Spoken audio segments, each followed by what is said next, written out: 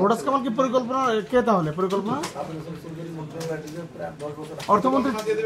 অর্থমন্ত্রী চেঞ্জ করার কারণ কি?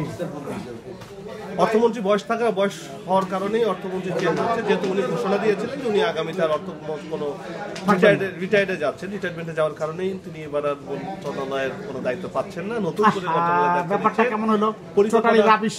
সাবেক পরিকল্পনা মন্ত্রী আহমদ মোস্তফা কামাল, যিনার বাড়ি কুমিল্লাতে। যেহেতু কুমিল্লায় বাড়ি, উনি আগামীতে অর্থমন্ত্রী হলে বেশি করে রসমালাই খাওয়াবেন সারা দেশবাসীকে, এই আশা করছি। কিন্তু পরিকল্পনা মন্ত্রী থাকা অবস্থায় রসমালাই খাওয়ানো প্রচুর খাইয়েছেন, আমি নিজেও খেয়েছি তো উনার রসমালাই। আচ্ছা, গুড। মানে পরিকল্পনা কে নিচ্ছেন? পরিকল্পনা সম্ভবত সাবেক অর্থ প্রতিমন্ত্রী।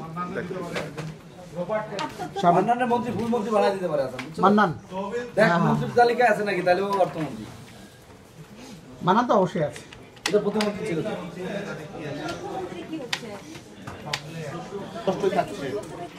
স্বরাষ্ট্রমন্ত্রী আসাদুজ্জামান খান কামাল থাকছে, আইনমন্ত্রী আনিসুল হক থাকছে, আব্দুর রাজ্জাক কৃষি মন্ত্রীটা এখনো শোনা যায় নাই, জুনায়েদ পলক আইসিটি, কথাবার্তা বলবো না কেউ, নসরুল হামিদ আগের জায়গাতেই আছে। তারপরে আছে কে কোন মন্ত্রণালয় পেয়েছে সেটি আমরা জানাচ্ছি আপনাদের নির্ভরযোগ্য সূত্র। নজরুল আহমেদ বিপু আগেরটাই, বিদ্যুৎ বিপু আগেরটাই দিয়েছে। এরপর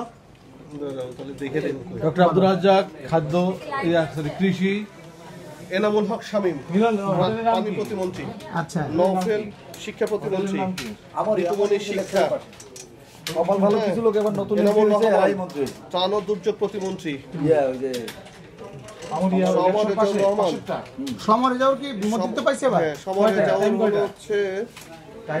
গণপূর্ত,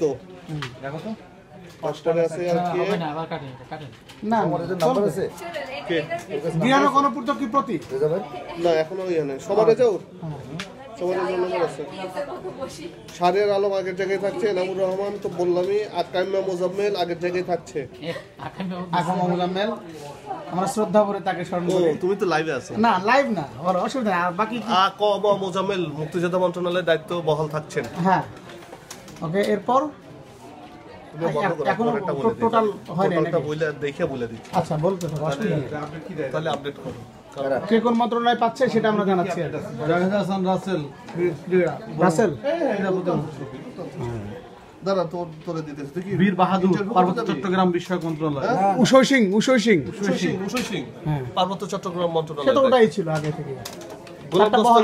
গোলাম দস্তগীর বলা যায় না, বাণিজ্য রিলেটেড কিছু একটা পেতে পারে অথবা তথ্য পেতে পারে।